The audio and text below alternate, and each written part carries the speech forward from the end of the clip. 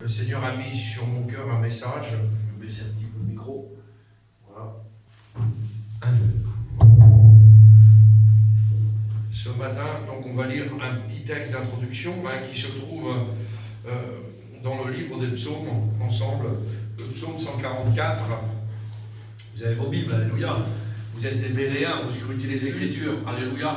Soyez comme ça. Avant de rentrer dans le message, vous avez la salutation de la mission Mestat de Paris, de toutes les églises que nous avons été visiter la semaine dernière. Les frères sont de tout cœur avec nous, ils prient pour nous ce matin. Et mettez en prière quelque chose de magnifique, c'est que bientôt nous allons aller, si Dieu le permet, eh bien, j'ai une mission à faire en Angleterre, à Birmingham, avec un pasteur qui était avec nous. On a fait une très très belle rencontre. Et puis, on continue, eh bien, pour le 14-15, on va mettre ça entre les mains du Seigneur aussi, à Mulhouse. On va voir ce qu'on fait ou ce qu'on ne fait pas. Que Dieu puisse nous conduire dans toutes choses. Amen. Et puis que Dieu puisse la direction de l'Église doit être prise par Christ. La tête de l'Église, c'est Christ, c'est pas un homme. Il n'y a pas de chef ici. D'accord? Le chef de l'Église, c'est le Seigneur. Amen. Celui qui dit que eh bien, c'est moi le chef, c'est moi le responsable. Vous ouvrez la fenêtre et vous le jetez par-dessus bord. D'accord? Le chef de l'Église, c'est Christ. Et c'est personne d'autre. Amen. Amen. Je remercie pour les frères qui étaient venus vous apporter la parole du Seigneur dimanche, que l'on continue à puisse prier pour l'œuvre de l'Inde. C'est merveilleux. J'ai eu des nouvelles aussi de Raymond Bourgier qui part en Haïti, faire une mission de 15 jours. C'est quelque chose d'exceptionnel aussi. C'est un frère qui va régulièrement là-bas. Et peut-être qu'un jour, eh bien, Dieu voulant, nous serons aussi appelés eh bien, à être des témoins aux extrémités de la terre. Amen. Pour l'instant, nous sommes là. Et puis, avant d'aller pêcher le requin dans la mer, il faut qu'on puisse être capable de pêcher la grenouille dans la mare. Je m'explique. C'est-à-dire que nous devons déjà évangéliser nos familles, être ceux qui sont autour, de pouvoir leur apporter, d'être des témoins vivants au sein de nos foyers. Et après, le Seigneur fera en sorte que nous puissions étendre le cercle et aller aux extrémités de la terre. Amen. Amen. Alors ce matin, nous allons voir un sujet de méditation que le Seigneur a mis sur mon cœur. Et puis on va voir si vous êtes d'accord avec moi. Soyons des chrétiens heureux ce matin. Amen. Voilà, vous n'êtes pas heureux d'être chrétien. Soyons des chrétiens heureux. Amen. Alléluia. Amen. Amen. Et on va faire une première lecture dans le psaume 144, à partir du verset 12 jusqu'au verset 15. Nos fils sont comme des plantes qui croissent dans leur jeunesse. Nos filles comme des colonnes sculptées qui font l'ornement des palais. Nos greniers sont pleins, regorgeant de toute espèce de provisions. Nos troupeaux se multiplient par milliers, par 10 milliers dans nos campagnes. Nos génisses sont fécondes. Point de désastre, point de captivité, point de cri dans nos rues. Heureux le peuple pour qui il en est ainsi. Heureux le peuple dont l'Éternel est le Dieu. Et c'est sur ce dernier verset-là que nous allons nous appuyer. Heureux le peuple dont l'Éternel est le Dieu. Amen. Amen. Le verset 15, quelle joie ce matin, quelle joie d'être appelé enfant de Dieu. Quelle joie d'être appelé chrétien et de porter ce beau nom de chrétien. Mais voilà, la Bible nous dit heureux le peuple dont l'Éternel est le Dieu. Mais nous allons voir aussi quelques versets ensemble au travers desquels vous allez comprendre comment il y a des chrétiens qui sont désastreux, le mot est faible, désastreux, toujours tristes. Il y a des chrétiens qui sont toujours tristes. Et il y a des chrétiens qui sont heureux, qui sont joyeux. Et on dirait qu'ils n'ont jamais aucun problème, aucune difficulté, alors qu'ils passent des difficultés et des problèmes. Si vous vous renseignez autour de vous, je connais beaucoup de chrétiens qui sont dans le problème, la difficulté, mais ils ont toujours la banane. Ils rigolent tout le temps. C'est des vrais chrétiens, des chrétiens ancrés, des chrétiens qui boudent, des chrétiens qui sont tristes. C'est compliqué ça, Il y a des païens qui ont plus de joie que certains chrétiens. C'est quand même quelque chose d'extraordinaire. Alors faisons bien attention à ça. Ils ont des épreuves, on dirait qu'ils n'en ont jamais, parce qu'il y a toujours cette joie qui les couvre, les recouvre dans leur vie personnelle. Heureux, dit la Bible, le peuple dont l'Éternel est le Dieu. Et si on reprend ce texte dans le contexte, Israël, le peuple d'Israël était heureux. à l'époque, en comparaison avec les nations païennes qui les environnaient. Et évidemment, on sait que les païens, à l'époque, sacrifiaient leurs enfants à Moloch, par exemple. C'était quelque chose de terrible. Ils mettaient leurs bébés sur des autels qu'on enflammait. Ils présentaient leurs bébés pour les faire brûler vifs.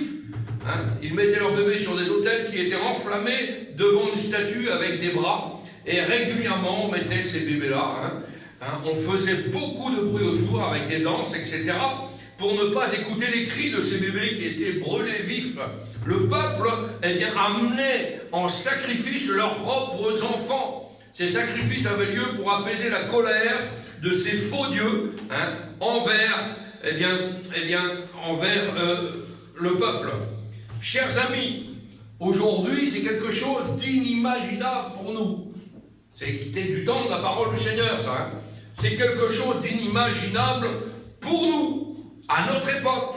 Et vous vous dites tous cela. Ah non, c'est une catastrophe de faire ça. C'est une catastrophe. Mais soyons réalistes. Il faut savoir qu'aujourd'hui, notre génération fait pire encore. Je vais m'expliquer. Fait pire encore, pire que ça.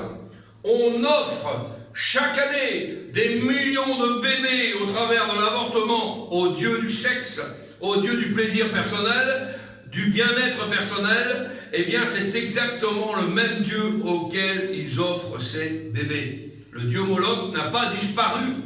Si ce n'est le même nom, c'est le même péché qui se répète. Amen. Faisons bien attention à ça. Il y a des conséquences à toutes choses.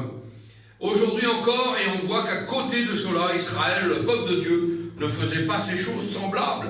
Et ceux qui adoraient le Seigneur à côté de cela étaient véritablement heureux. Ils étaient dans le bonheur, entourés de la présence de Dieu, avec l'approbation du Seigneur. Ils avaient les Saintes Écritures, ils avaient la connaissance de Dieu, qui s'était révélé à Moïse sur la montagne du Sinaï. Et on sait qu'en comparant les païens et le peuple de Dieu, il y avait toute une différence entre les deux peuples-là. Amen. Amen. Heureux le peuple dont l'Éternel est le Dieu. Nous ne pouvons pas dire cela dans nos pays occidentaux aujourd'hui. L'Éternel n'est plus le Dieu dans nos pays. Nous avons totalement délaissé, nous avons placé à la place de ce Dieu vrai et réel dans nos sociétés actuelles. Nous avons plein de dieux. Je vais vous en donner. Le Dieu cannabis, le Dieu antidépresseur, le Dieu seringue, le Dieu débauche, le Dieu musique, le Dieu immoralité et le Dieu jalousie, le Dieu calomnie, etc., etc., etc. Tous les faux dieux. Ah oui. Nous avons tout cela tout autour de nous, car autour de nous, il y a des gens qui se prosternent devant ces idoles-là. Des millions de jeunes hommes et de jeunes filles se prosternent devant ces dieux que nous venons de citer. Les dieux exigent de leurs disciples, ces faux dieux exigent de leurs disciples, de leurs adeptes, exigent le cannabis, ils exigent la seringue, ils exigent l'impudicité, l'alcool, l'immoralité, et tout cela conduit à la mort, tout cela conduit au sang, tout cela conduit aux guerres, et tout cela conduit à l'enfer. C'est pas moi qui le dis, c'est la parole du Seigneur. La Bible déclare le salaire du péché, c'est la mort.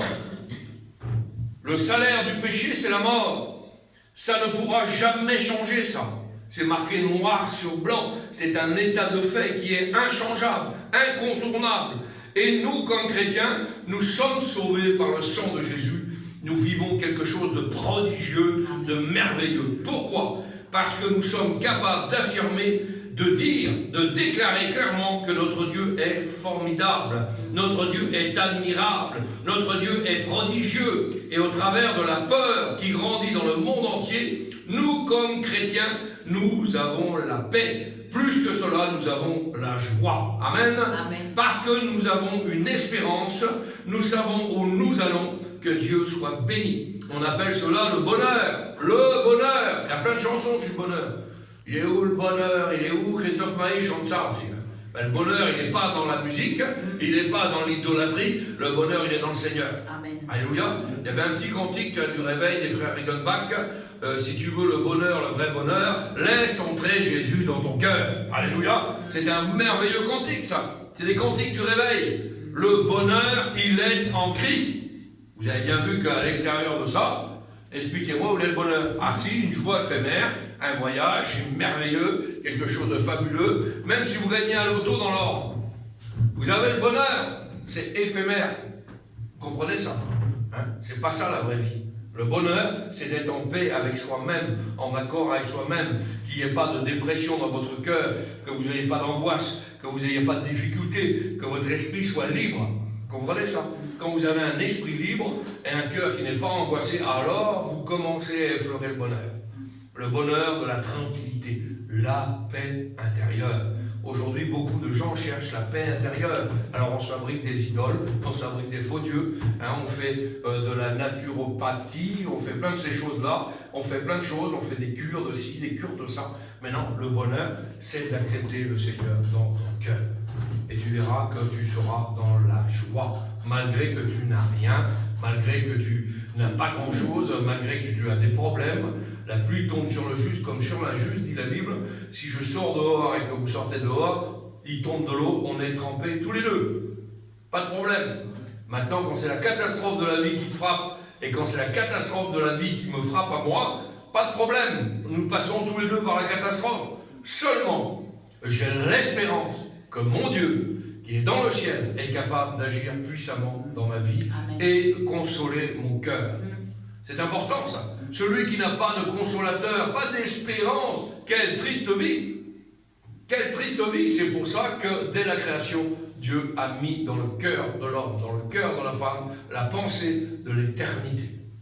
Que vous vouliez ou vous ne vouliez pas, que vous soyez quelqu'un qui soit sur une île tout seul, loin, et qui ne connaît rien des choses de Dieu, face à la mort, sa pensée, c'est qu'est-ce qui se passe après la mort? Où je vais? Qu'est-ce qui se passe? C'est pour ça qu'aujourd'hui, on a des multitudes de religions qui essayent d'anticiper. Il y en a même qui veulent renaître. Il y en a qui renaissent sous forme d'incarnation.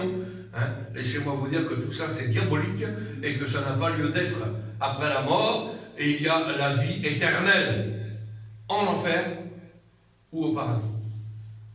Alléluia. Ce qui a du poids et ce qui a de l'importance aux yeux de Dieu, c'est votre âme. Ce n'est pas votre enveloppe charnelle. Nous sommes locataires sur la terre. L'enveloppe restera ici. Il n'y a pas de problème. Maintenant, ce qui a de l'importance aux yeux de Dieu, c'est votre âme.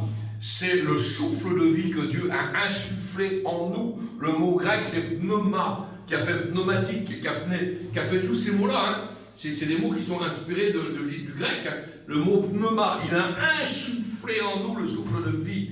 Sinon, nous ne sommes qu'une enveloppe charnelle, nous n'avons aucune importance. La chair restera là. Mais notre âme a de l'importance aux yeux de Dieu. Amen. Amen. Alors, un chrétien, oui, qui n'a absolument aucun bien matériel, mais qui a le Seigneur, le salut dans son cœur, il sait d'où il vient, pourquoi il est sur la terre et où il va. Cet homme-là, cette femme-là, elle a gagné à la loterie céleste. C'est mieux, hein?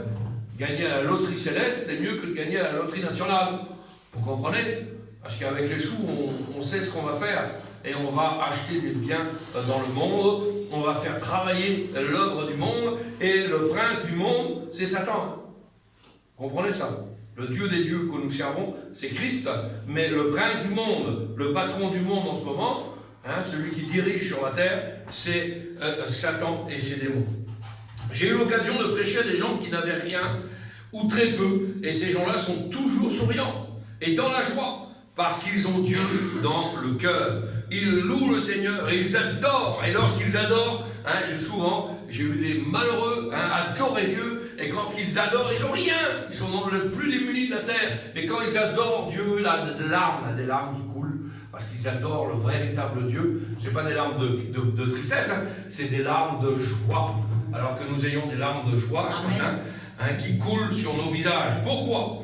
Ils ont leur espérance là-haut et non pas sur la terre. Ils sont riches en réalité, bien plus riches que celui qui a tout, mais qui n'a pas le Seigneur dans son cœur. Et je le dis souvent, il ne vaut mieux avoir rien, mais le Seigneur, là tu as tout. Si tu n'as rien dans le monde, mais que tu as le Seigneur dans ton cœur, tu as tout. Mais si tu as tout dans le monde et que tu n'as pas le Seigneur dans ton cœur, tu n'as rien du tout. Tu n'as rien compris. C'est important ça.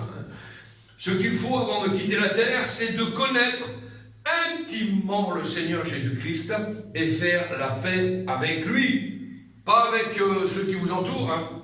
Parce que souvent, on veut faire la paix avec ceux qui nous entourent, on veut arranger nos propres bidons à chacun, et puis, croyez-moi, j'en ai, vous en avez, tout le monde en a, et ça ne marche pas. On n'a pas la capacité de le faire. On voudrait que les gens nous pardonnent certaines choses, on voudrait que ci, on voudrait que ça. Ça ne marche pas. Le seul avec qui il faut être en paix, c'est le Seigneur Jésus. Et le Seigneur Jésus fera tout à merveille. C'est lui qui provoquera les circonstances. C'est lui qui provoquera le temps de la réconciliation. C'est lui qui mettra ça dans votre cœur. Et quand tout est dirigé par lui, alors il ne se passe rien de grave. Tout est béni. La Bible dit, Seigneur, Seigneur, prépare mon sentier, aplanis mon sentier. Et le Seigneur marche devant vous. Et c'est lui qui aplanit votre route pour marcher. Hein, si vous êtes obéissant à la parole de Dieu, on va le voir tout à l'heure, eh bien, vous verrez qu'il va aplanir lui-même vos sentiers et votre cheville ne sera pas rompue. Hein, et il n'y aura aucun risque pour vous. C'est merveilleux. Ah oui, ce qu'il faut, donc avant de quitter la terre, c'est de connaître intimement le Seigneur Jésus et de faire la paix avec lui. Il n'y a qu'un sauveur sur la terre. Un seul. Il n'y en a pas 50. Hein. Les hindous n'ont pas de sauveur, les bouddhistes n'ont pas de sauveur, les islamistes n'ont pas de sauveur, les catholiques n'ont pas de sauveur. Ça en fait quelques-uns. Les témoins de Jéhovah n'ont pas de sauveur. Ah, pourquoi? Hein? Vous regarderez dans le Coran, moi j'ai eu l'occasion de parcourir le Coran et de lire, hein, parce que je sais de quoi je parle. Et vous verrez jamais le prophète Mahomet qui dit « je suis le sauveur ». Ça n'existe pas, c'est pas marqué dans le Coran. Hein? Bouddha dit « je connais la vérité ». D'accord? Le prophète Mahomet dit « je sais la vérité » et Jésus dit « je suis la vérité et la vie ». Quelle différence? Je suis la vérité et la vie. Les autres, ils la connaissent, mais nous, on sait qui on suit. Je suis la vérité. Alléluia. Merveilleux. Quelle différence? Jésus-Christ un jour a tressailli de joie et il a dit que je te loue, Père, de ce que tu as caché ces choses merveilleuses, choses bénies, tu les as cachées aux sages et aux intelligents de ce monde et tu les as révélées aux enfants. C'est merveilleux ça. C'est par révélation que nous sommes conscients de ce mystère merveilleux. Après la mort, je ne suis pas une bête, hein. Après la mort, il y a quelque chose qui se passe. Car une bête n'a aucune pensée de l'éternité. Un animal peut avoir des sentiments. Je vous l'accorde. Mais il n'a pas la pensée de l'éternité. Comprenez ça, la différence? Alors que tout être humain qui est né ici-bas sur terre, aussi païen soit-il, il a la pensée de l'éternité dans son cœur, car cela a été placé par Dieu, que vous vouliez ou vous ne vouliez pas, ça a été placé par Dieu dans le cœur de l'homme, dans le cœur de la femme, de tout être humain, de toute créature de Dieu. Parce que vous l'acceptiez ou vous ne l'acceptiez pas, vous êtes quand même la créature du Seigneur. Donc il vous a créé comme lui a voulu vous créer. Donc il vous a créé avec la pensée de l'éternité dans son cœur. Et la Bible dit, c'est merveilleux, tu vas rencontrer Dieu un jour, que tu le veuilles ou que tu ne le veuilles pas, et ton genou va fléchir devant le roi de gloire. Amen. Alléluia. Il y a des chrétiens qui sont heureux, pas de problème, mais, et qui ne le savent pas, ils ne le savent pas, ils sont heureux, ils ne le savent pas, et ils ne le montrent pas. Alors, chers amis, ce matin, c'est bon pour nous de permettre au Seigneur d'être pour nous ce qu'il doit être. Je m'explique. Qu'est-ce qu'il doit être? Eh bien, tout simplement, maître et Seigneur de votre vie. C'est le patron, c'est le Big Boss, il n'y en a pas d'autre. Le Big Boss est dans le ciel. Jésus a dit, vous dites que je suis maître et Seigneur, et vous dites bien, car je le suis. Jésus est le maître et Seigneur de nos vies. Car nous permettons à Jésus de monter, de s'asseoir sur le trône de notre vie personnelle, car nous laissons Christ s'asseoir sur le trône de notre cœur et régner sur nos désirs, sur nos volontés, sur notre vie personnelle, intime, sur nos souhaits. Alors nous sommes vraiment des chrétiens heureux. Je vais donc voir avec vous quelques conseils, et je vais essayer de les passer. 6 conseils. Il n'y en a pas 50. 6 conseils pour être des chrétiens heureux. Amen. Amen. Vous voulez être des chrétiens heureux ce matin, épanouis en Christ. Eh bien, on va voir ensemble. Hein, on a dit qu'un chrétien triste est un triste chrétien. Eh bien, c'est vrai. Il y a des chrétiens du 1er janvier jusqu'au 1er décembre, ils grincent. Comme les portes, là, ils grincent. Hein, vous leur pilez sur le pied, ça ne leur plaît pas. Vous leur parlez pas, ça ne leur plaît pas. Ils sont lunatiques, ils marchent avec la lune. Eh bien, ces chrétiens-là manquent d'huile. Ils manquent d'huile de l'onction. Il faudrait qu'une onction neuve, une huile fraîche puisse tomber sur leur vie. Alors, premier point, pour être un chrétien heureux, qu'est-ce qu'un chrétien heureux? Premièrement, eh bien, c'est un chrétien obéissant. Ah oui, pour être un chrétien heureux, il faut être un chrétien obéissant. Apprends-moi à obéir. Qu'est-ce que Marie a dit? Et là, vous balayez d'un revers de ça, déjà tous les esprits catholiques. Hein, dans la parole du Seigneur, Marie a dit quoi? Eh bien, elle a dit aux noces de Cana, si Marie nous a donné ce conseil, elle l'a dit à Cana, faites tout ce qu'il vous dira. Obéissez. Alors, quand vous priez des statues de Marie, sur ceux qui prient des statues de Marie, on la respecte en tant que mère de Jésus, mais elle n'a aucun pouvoir, elle n'a fait aucun miracle. La preuve, c'est que tous se tournent vers elle, et quand elle les reçoit, elle leur explique, moi, je ne peux rien faire. Faites tout ce que lui vous dira de faire, c'est-à-dire obéissez à mon fils Jésus. Alléluia. Lisons dans Jean 13, verset 17. Hein, Jean 13, 17. Jésus a dit, si vous savez ces choses, vous êtes heureux, pourvu que vous les pratiquiez. Bien plus que d'écouter la parole du Seigneur, il faut la mettre en pratique. Si nous pratiquons les choses et les instructions que Dieu nous a laissées, alors nous serons heureux. À condition que vous les mettiez en pratique. Ça veut dire que vous les fassiez. Le péché rend les gens malheureux. Si vous voyez autour de vous, parfois même des chrétiens qui sont malheureux, je m'excuse de le dire, eh bien c'est parce que le péché est là quelque part. Faisons bien attention. Nous sommes la génération la plus malheureuse qui ait jamais existé sur Terre. Nous sommes la génération la plus malheureuse qui n'ait jamais existé sur Terre. Pourquoi? À cause du péché. Jésus a dit qu'à la fin des temps, à cause de l'iniquité qui grandirait, la charité, c'est-à-dire l'amour, et on le voit de plein fouet, la charité du plus grand nombre se refroidira. Aujourd'hui, vous allez dans les assemblées, il n'y a pas d'amour. Bien plus que de parler d'amour, pratiquons l'amour, pratiquons la charité, et nous serons à la gloire de Dieu. J'avais eu l'occasion de vous apporter ce message sur « Sommes-nous capables de porter les fardeaux les uns les autres ?» Eh bien, la Bible est claire là-dessus. Si je ne suis pas capable de prendre les problèmes de mon frère, si je ne suis pas capable de prendre les problèmes de ma soeur, je n'accomplis pas la loi de Christ. Si vous n'accomplissez pas la loi de Christ, comment voulez-vous avoir une place dans le ciel? C'est impossible. C'est impossible. Et aujourd'hui, on voit dans les assemblées, l'amour refroidit. Nous sommes dans les temps de l'apostasie. L'apostasie, c'est un refroidissement général des chrétiens. Aujourd'hui, nous n'avons plus l'amour les uns pour les autres. C'est malheureux, c'est terrible. Nous devons nous aimer les uns les autres, nous supporter les uns les autres, et bien plus que ça, nous dépanner les uns les autres, nous entraîner les uns les autres, parce que c'est la loi de la charité. Et la charité, c'est l'amour même. S'il n'y a pas d'amour dans les familles, c'est terrible.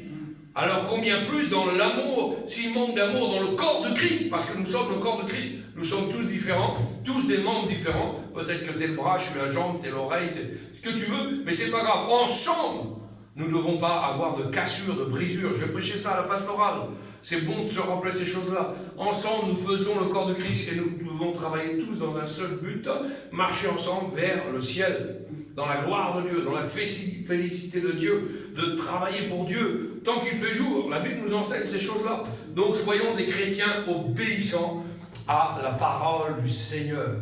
Jésus a dit qu'à la fin des temps, à cause de l'iniquité qui grandirait, la charité du plus grand nombre se refroidira. Beaucoup de gens sont tristes aujourd'hui, parce que le péché, goûter au péché, vivre dans la désobéissance amène la détresse. Texte à l'appui, Psaume 107, verset 10.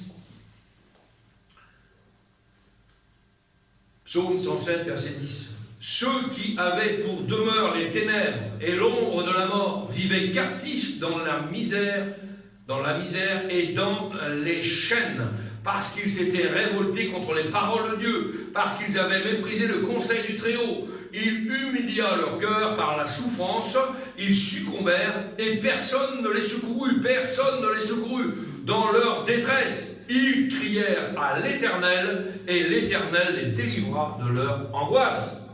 Quelqu'un qui ne vit pas dans la charité, quelqu'un qui ne vit pas dans l'amour est un chrétien angoissé, et nous ne pouvons être des chrétiens angoissés. Le seul moyen de sortir de cette prison, c'est d'invoquer Dieu et de prier Dieu. Amen. Un chrétien heureux est un chrétien obéissant.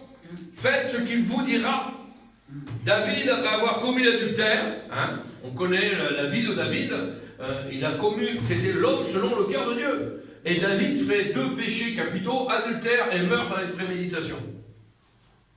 Alors là, vous faites ça dans une organisation, vous faites ça dans un mouvement, vous êtes radié de la carte. D'accord? Mais pourtant, dans la Bible, on ne voit pas que le Seigneur a radié de la carte David. Jamais David se repent amèrement. Il comprend qu'il a été un pécheur, qu'il a désobéi. Il comprend ces choses-là. Et Dieu le pardonne.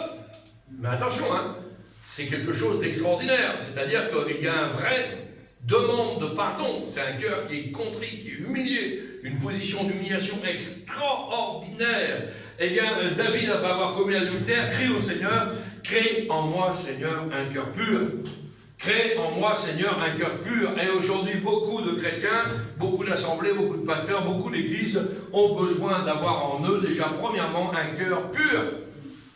La Bible dit que le meilleur des cœurs est semblable à un buisson d'épines. Et là, on parle des chrétiens. Faisons bien attention. Qu'est-ce qu'il y a dans vos cœurs ce matin? Des épines, des ronces, des orties, des choses qui piquent, des choses qui grattent. Eh bien, laissez-moi vous dire qu'il serait bon que le Seigneur enlève tout ça. Et mettre la charité dans vos cœurs et dans vos vies. Aujourd'hui, beaucoup de gens vont dans leurs églises et ils ne sont pas heureux. Pourquoi? Eh bien, parce que tout le reste de la semaine, laissez-moi vous dire, on ne peut pas être un chrétien ou se revendiquer chrétien, là je parle pour les chrétiens, ne pas vous revendiquer chrétien ou pasteur 1h30 par semaine, et tout le reste de la semaine, pratiquer le diable. Ah bah oui! Parce que vous voyez la vision des choses le reste de la semaine, eh bien le reste de la semaine, ils magouillent, ils font ce qu'ils veulent, il n'y a pas de Dieu, il n'y a pas de consécration, il n'y a pas de mise à part, il n'y a pas de toutes ces choses-là. Alors, on prie Dieu dans le péché, on loue Dieu dans le péché, on chante au Seigneur dans le péché, et bien plus pour les pasteurs, on apporte la parole du Seigneur dans le péché. Hypocrisie! Quelqu'un qui est comme ça, le mot littéralement dans la parole du Seigneur dans le livre de l'Apocalypse, je vous vomirai de ma bouche. Il vomit, le Seigneur, il chadave sur eux. Il les sort de l'église, en dehors de l'église. Et on a la prétention de vouloir donner des leçons aux autres et de vouloir dire, moi, je suis dans le ciel, je suis pasteur depuis 20 ans, mais t'es à côté de la plaque, mon frère. Relis ta Bible, relisez vos Bibles. Nous sommes des chrétiens obéissants. Et puisque nous obéissons à la parole du Seigneur, avec nos caractères différents, avec nos petits défauts, avec nos scories dans la vie, eh bien, nous pouvons quand même progresser. Et puis après, ces gens-là, qui vivent toute la semaine avec le diable, et puis de temps en temps, ils viennent à la réunion, ils veulent louer le Seigneur, manquent d'obéissance. Alors, ils ne sont pas heureux avec le Seigneur. Vous comprenez? C'est même un fardeau pour eux. Et puis on le voit, c'est des gens qui coulent petit à petit, qui s'éloignent des choses de Dieu, et qui, à la fin du compte, jettent l'éponge.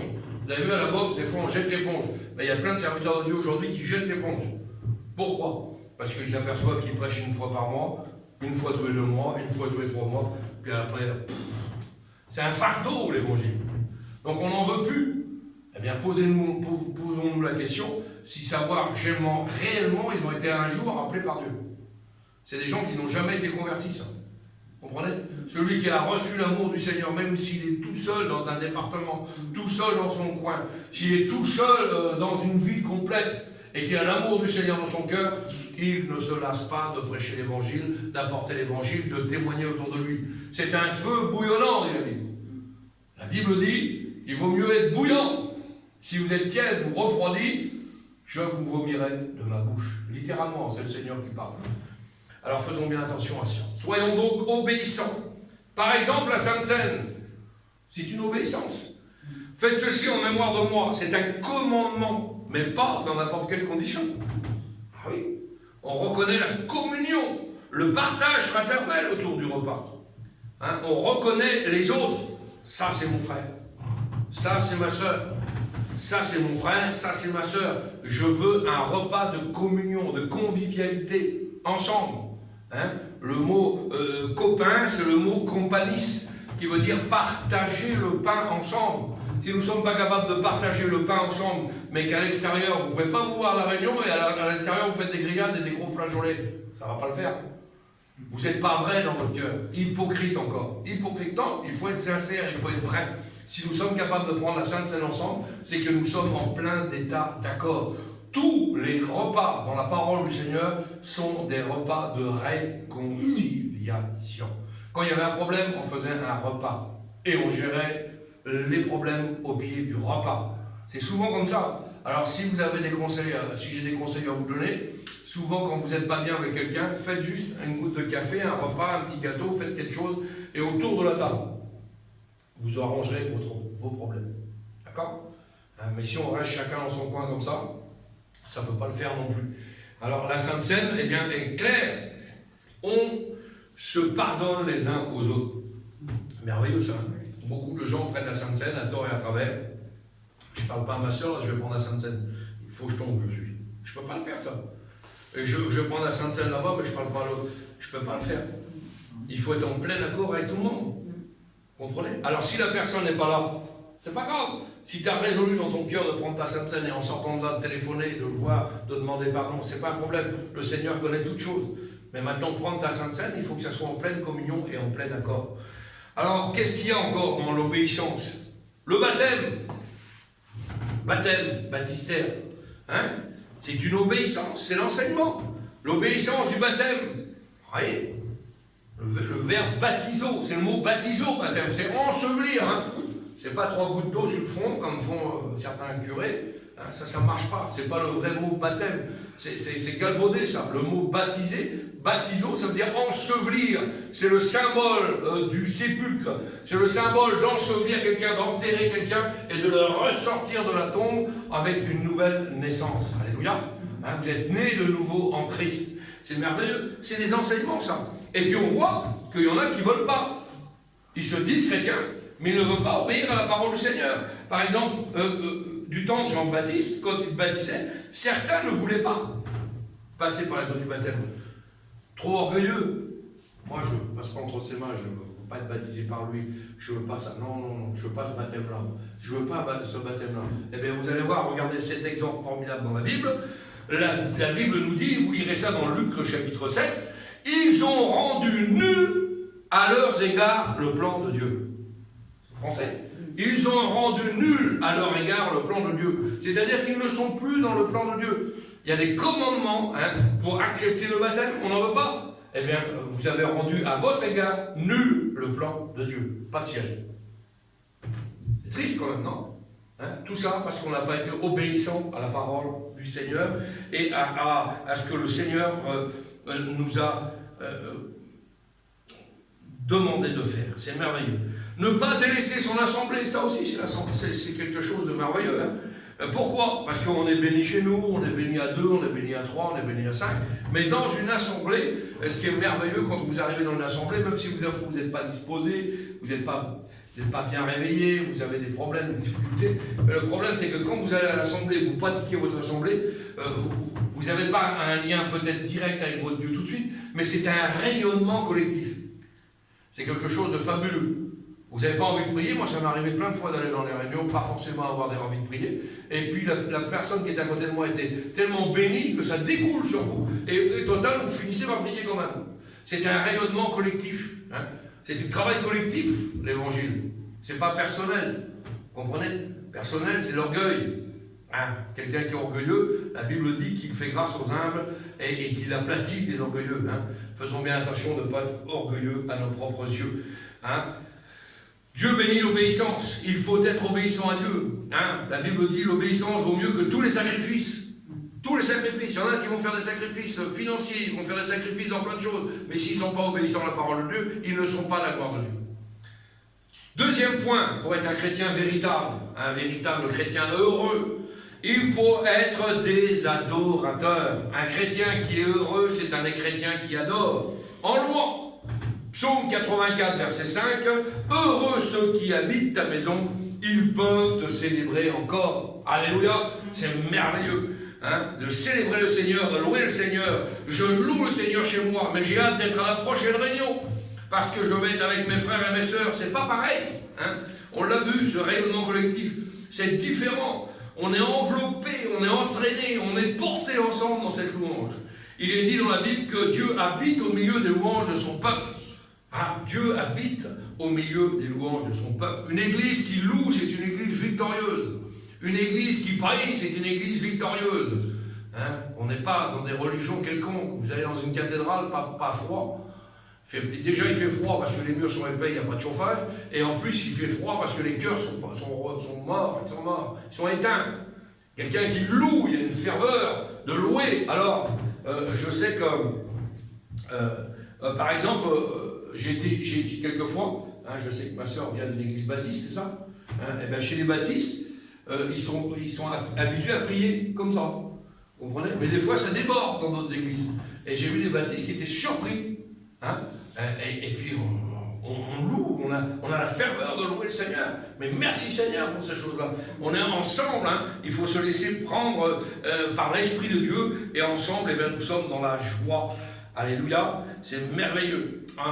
Il dit dans la Bible que Dieu habite au milieu des louanges de son peuple, il réside au milieu des louanges de son peuple. Et Ézéchias a dit, le vivant, Ézéchias a dit, le vivant, c'est celui qui te loue. Alléluia. Si vous ne louez pas Dieu, vous n'êtes pas trop vivant, vous êtes à moitié mort, quoi. C'est ce que ça veut dire, La parole de Dieu dit, celui qui loue, c'est le vivant. Alléluia. Si vous avez la vie de Dieu en vous, ne vous inquiétez pas pour votre bouche, parce que votre bouche va s'ouvrir naturellement. Des fois, on n'est pas disposé. Et puis, on est dans une ambiance spirituelle, on écoute la prière des frères et des sœurs, le message nous percute, le Saint-Esprit parle dans le cœur, et d'un coup, on n'était pas venu pour prier, et puis on voit nos lèvres à fonçage. Et puis après, il remplit, et puis vous allez louer le Seigneur, chanter pour le Seigneur et glorifier son nom. On ne sait pas pourquoi, ça vient d'en haut, c'est pas conduit, c'est pas automatique. Jésus louait Dieu. Jésus louait Dieu. Qu'est-ce qu'il disait? Je te loue, Père. Donc il louait Dieu. Je te loue, Père. C'est Jésus le Fils. La louange amène la gloire de Dieu. Je m'écris, loué soit le Seigneur, et je suis délivré de mes ennemis. Vous n'êtes pas délivré de mes ennemis? Eh bien, je crie, loué soit le Seigneur. Job, regardez la beauté de Job. Job, un homme persécuté, eh bien, dit qu'il reçoit des chants d'allégresse durant la nuit. Vous vous rendez compte? Ça vous est jamais arrivé, vous, d'être en train de dormir comme ça? Puis vous ne savez pas ce qui se passe dans votre sommeil, puis d'un coup vous avez écouté un cantique une semaine avant ou dans la semaine qui précède, et d'un coup ce cantique revient en boucle dans votre esprit, et puis vous commencez à chantonner dans votre lit. Quelqu'un qui vous verrait à l'extérieur, il dirait il est taré, il est dingue, il a pété les plombs. Non. Le Seigneur remplit de chants d'allégresse vos cœurs. Merveilleux ça. Et puis on se met à chantonner durant la nuit. Paul et Silas en prison, qu'est-ce qu'ils font? Paul et Silas, ils viennent de faire une campagne d'évangélisation. Ils viennent de remporter des grandes victoires. Et par rapport aux victoires qu'ils ont remportées, on les prend, on les jette en prison. Paul et Silas, quand ils rentrent dans la prison, ils ne sont pas là. Misère, non. Ils rentrent en prison et ils louent le Seigneur. Nous te louons, Seigneur, nous te glorifions, nous te magnifions, Seigneur. Nous sommes dans la joie, à tel point que, ils convertissent, même jusqu'au gardien, au maton. C'est quelque chose d'extraordinaire, ça. Oui. Alors, un chrétien heureux, troisième point, c'est quoi? Eh bien, un chrétien heureux, c'est un chrétien qui donne. Alors là, c'est un point qui fâche. Je prêchais ça pour certaines assemblées. Les dîmes et les offrandes. Ah oui, c'est biblique, Un chrétien qui est dans la joie, la Bible dit qu'il y a plus de joie à donner qu'à recevoir. Alléluia. C'est dur des fois de donner, Alors, les dîmes et les offrandes, le mot dîme, la racine étymologique du mot dîme, ça veut dire 10, en grec, en hébreu. Donc 10% pour votre église. C'est dur, ça, c'est dur. Pour certains, c'est un racket. Il y en a qui regardent ça d'extérieur, tu te fais raqueter, mon frère. Tu te fais raqueter, ma soeur. Tu fais partie de l'assemblée, tu donnes 10% de tes revenus. C'est biblique, c'est pas moi qui le dis, c'est pas pour moi, c'est pour le fonctionnement de l'homme. Vous comprenez ça? Par contre, vous pouvez exiger de vos pasteurs eh bien, qu'ils vous fassent une comptabilité. C'est pour ça qu'un trésorier, puis là on va en élire un autre bientôt, eh bien, un trésorier doit être indépendant, il doit être à part. D'accord? Le pasteur, c'est jamais bon qu'il ait part eh bien, à l'argent de l'Église. Vous comprenez ça? Tout doit être clair, tout doit être net, tout doit être déclaré, tout doit être vérifiable, tout doit être à l'œil de tout le monde. Chaque membre de l'Église peut avoir à tout moment un droit de regard sur les comptes de l'Église. Tout doit être transparent, limpide. Ah oui, limpide. Chassons tout doute de notre esprit. Plus vous serez transparent, plus vous serez limpide, le doute n'aura pas emprise sur votre esprit. C'est pour certains, c'est un racket. Pour l'Église catholique romaine, par exemple, une petite pièce dans le tronc, c'est suffisant. Donc on prend Jésus pour un garçon de café. Vous comprenez ce que je veux dire? C'est-à-dire Jésus vous a donné sa vie pour que vous ayez la grâce d'être là. Il est mort pour vous, et il vous a donné la joie, il vous a délivré de l'alcool, de ce que vous voulez, et il a fait des bénédictions dans vos foyers, il vous a guéri pour certains, et vous remerciez le Seigneur. Une pichenette, une petite pièce d'orange. C'est un garçon de café pour certains. Vous laissez un pourboire au Seigneur. La Bible ne nous enseigne pas ces choses. Le Seigneur nous encourage, et la Bible nous enseigne qu'il y a une bénédiction pour le chrétien. Une bénédiction pour le chrétien, c'est la Bible qui le dit, à payer ses dîmes au Seigneur. L'argent que Dieu nous donne par votre propre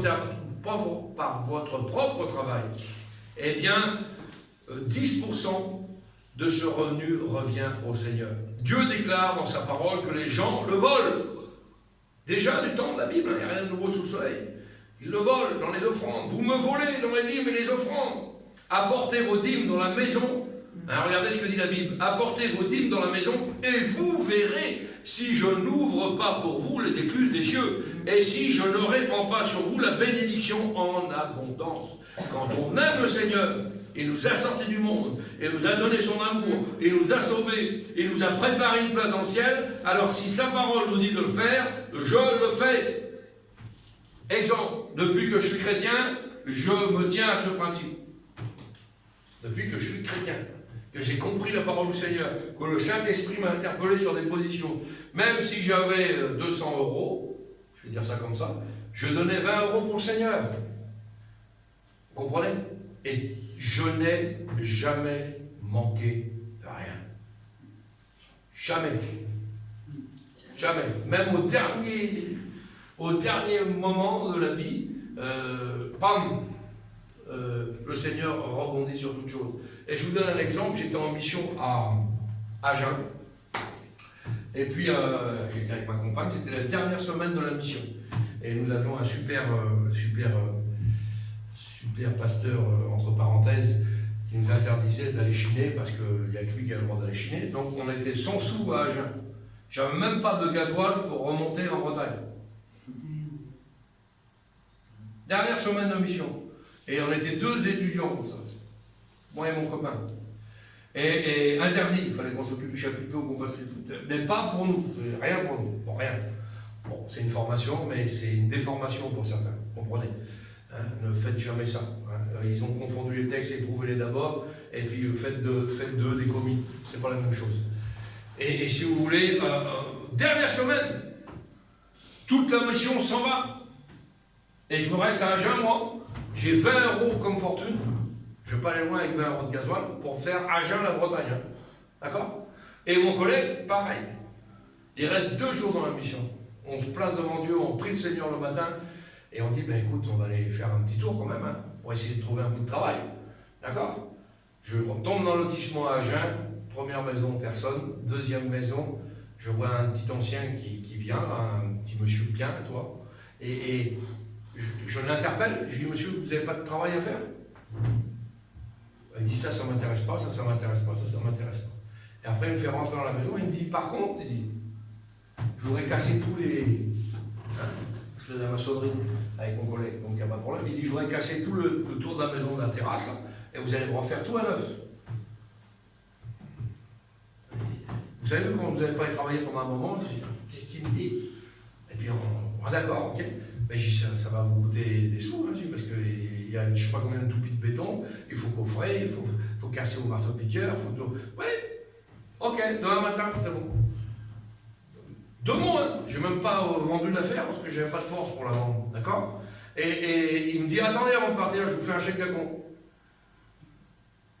Interpellé, je reviens, je prends mon collègue de travail, je dis, c'est bon, on a trouvé un petit boulot, d'accord? Quand on revient le lendemain, on sonne, le portail s'ouvre, on rentre dans la maison, on descend les outils et je vois ce monsieur et cette dame chez eux, attablés au petit déjeuner, et ils ne sortent pas de la maison pour nous accueillir. Et je dis dans mon esprit à moi, je dis c'est foutu, il a changé d'avis. Et ce que je n'ai pas remarqué, et je demande pardon à Dieu pour ça, c'est qu'en fin de compte, quand je rentre, je tape, il me fait rentrer dans la maison où ils sont en train de prendre le petit déjeuner, et il me dit, voilà, il dit, moi et ma femme, on se posait une question, on voudrait vous la poser. Ouais. Vous êtes serviteur de Dieu?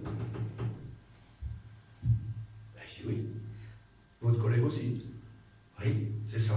On est étudiant, on rentre, oui, il dit, je sais, je connais, vous allez rentrer dans l'école publique comme ça et comme ça et comme ça. D'accord? Il dit, ça fait 1 semaine que moi et ma femme ont pris pour avoir 2 bons ouvriers pour travailler chez nous. Mais la seule condition, il fallait que ça soit des pasteurs. Le monsieur était responsable de la bibliothèque chrétienne d'Agen. Alors je ne vous dis pas, on priait le matin, on mangeait avec eux le midi, on priait le soir, on a été bénis, et on est resté 1 mois de plus à Agen, parce qu'il nous a trouvé d'autres chantiers en plus. C'était quelque chose d'extraordinaire. Et en 1 semaine, 15 jours, on a payé tout notre été. Le Seigneur avait pourvu à toutes choses. Combien de fois qu'il y a des gens qui n'ont plus rien dans leur frigo, hein, il y en a plein qui peuvent vous témoigner, et puis qu'au dernier moment, plouf, le Seigneur... alors vous inquiétez de rien, dit la Bible. Mais faites confiance à Dieu en toutes choses. Allez, des fois c'est dur. On se dit, qu'est-ce qui se passe? J'ai pas de sous, j'ai 20 € pour faire le mois, comment je vais faire? J'ai plus rien. Mais non, vous inquiétez pas. Faites connaître vos besoins à lui. Amen. Et vous verrez qu'il va vous envoyer quelqu'un pour vous dépanner, pour vous rafistoler, pour faire quelque chose. Mais ensemble, n'ayez pas honte de demander des choses à Dieu. Vous verrez que le Seigneur est capable de faire toutes choses à merveille. Alors oui, eh bien, c'est pas toujours facile, mais j'ai jamais manqué de rien. Dieu aime celui qui donne avec joie, parce que quand vous donnez avec joie. Il y en a, c'est un impôt. Les témoins de Jéhovah sont imposés. Les témoins de Jéhovah, quand vous rentrez dans une église, les témoins de Jéhovah, la première chose que vous donnez, c'est votre RIB. D'accord? Vous êtes recrutés comme une armée. Il faut donner, mais vous ne donnez pas avec joie. C'est une obligation, c'est presque une punition. Quand vous donnez pour le Seigneur, donnez avec joie, dit la Bible. Seigneur, voilà, je suis content d'avoir donné ce qui ne m'appartient pas, mais ce qui t'appartient. Parce qu'en fait, tout ce que j'aime vient de lui. J'ai aucun mérite, même si j'ai une bonne capacité commerciale, c'est pas grave. Ce que j'aime vient de lui, parce que c'est lui qui m'a donné cette capacité-là, vous comprenez? Alors ne vous inquiétez de rien. Ah oui, un chrétien heureux, c'est un chrétien qui donne. Et puis, qu'est-ce que c'est encore un chrétien heureux? 4e point, c'est un chrétien qui est confiant. Heureux celui qui se confie dans le Seigneur, dit la Bible. Celui qui se confie dans l'Éternel est heureux. Proverbe 16, verset 20. Notre joie sera élevée et enlevée si nous ne faisons pas assez confiance.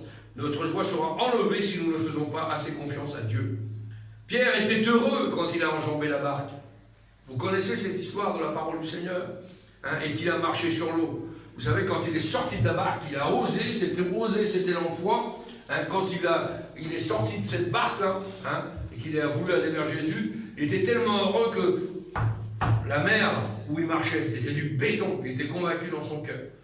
Il avait, confiance dans ce que le Seigneur lui avait dit.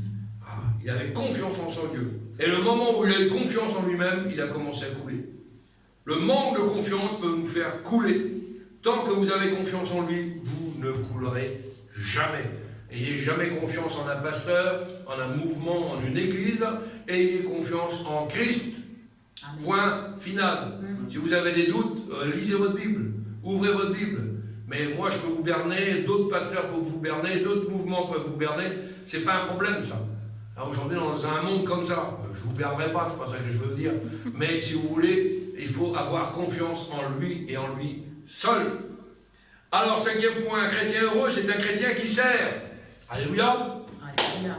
Un chrétien actif. Ouais, il y en a, ils sont actifs. Ouais. Il y en a qui se roulent les pouces du 1er janvier au 31 décembre.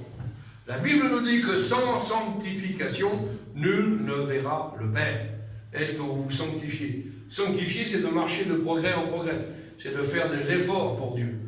Hein? Heureux l'homme qui ne marche pas selon le conseil des méchants, mais qui trouve son plaisir dans la loi de l'Éternel et qui sert le Seigneur. Servir le Seigneur, ça veut dire quoi? Un chrétien inactif perd très vite sa joie.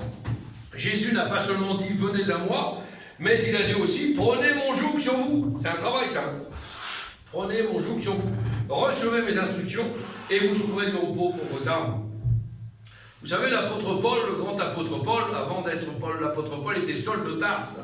Hein, et quand il est devenu l'apôtre Paul, qui a croisé la route du Seigneur, eh bien le jour où il a été sauvé, il a dit quoi? Premièrement, Seigneur, que veux-tu que je fasse?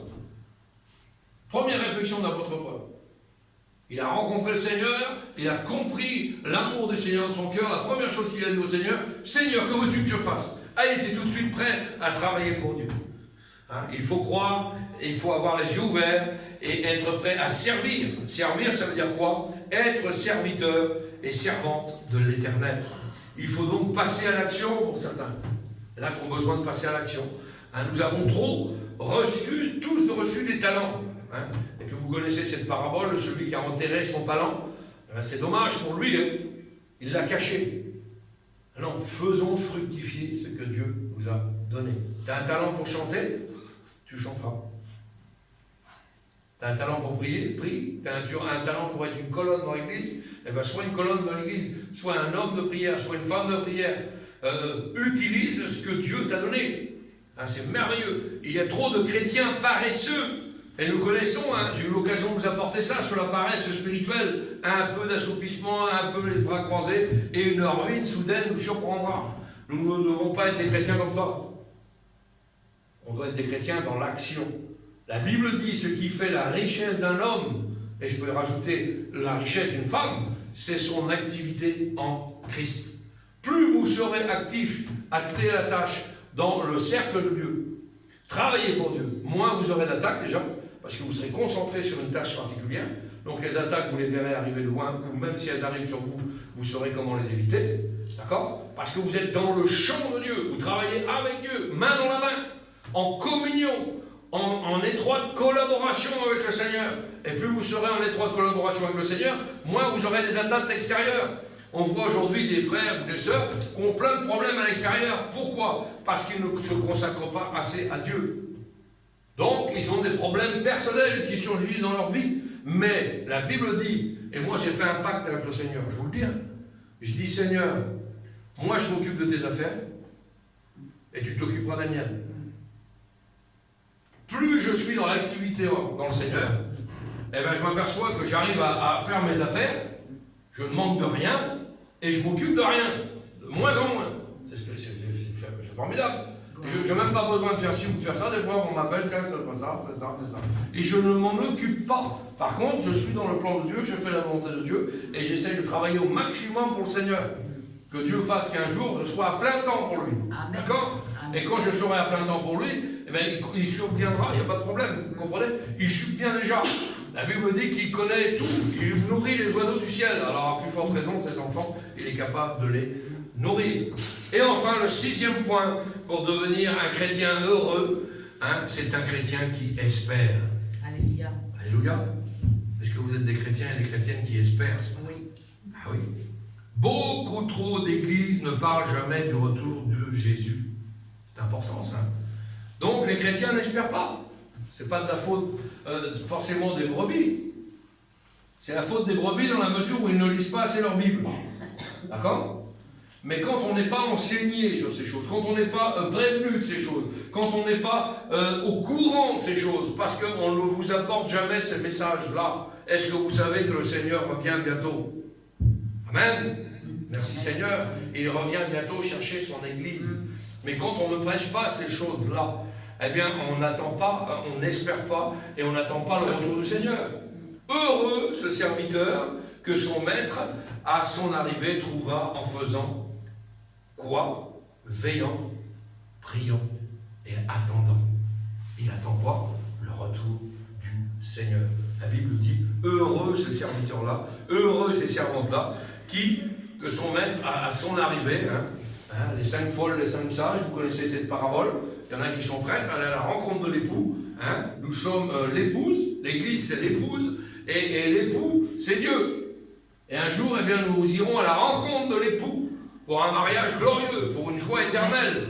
Alléluia. Mais si nous ne sommes pas prêts, si nous dit, attends, faut que je prépare ça ou que je prépare ça. Non, la Bible, le texte idéal, sois prêt à la rencontre de ton Dieu. Amen. Et si nous sommes prêts à la rencontre de ton Dieu, eh bien nous avons cette espérance en nous. Et c'est pas grand-chose, mais celui qui n'a pas d'espérance est un triste chrétien.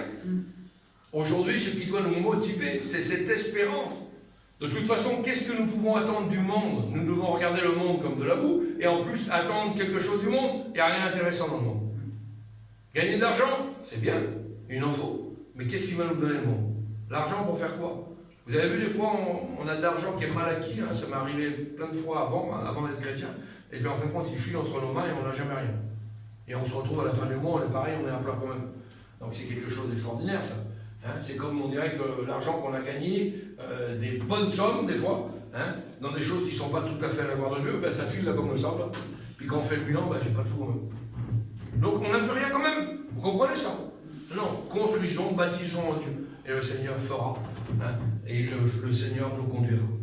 Alors, ce matin, eh bien, j'espère que vous attendez le Seigneur. Amen. Alléluia. On attend son glorieux retour. Alléluia. Alors, vous avez bien compris, ce matin, tous ces points, il y a 6 points importants. Il n'y en a pas 50 000, j'aurais pu en prendre plus. Mais c'est un résumé. Soyons des chrétiens obéissants.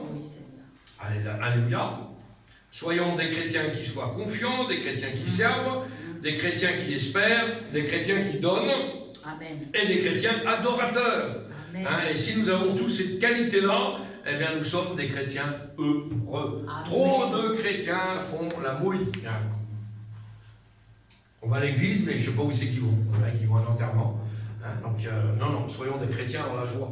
Vous savez, ce qui réjouit mon cœur, c'est de revoir mes frères, mes bien-aimés, quand j'arrive dans l'église, même si je ne me connais pas. L'autre jour, on a fait 4 jours à Paris, merveilleux. Quand on est arrivé dans cette grande assemblée, les gens sont heureux de nous voir. Il y a de la joie.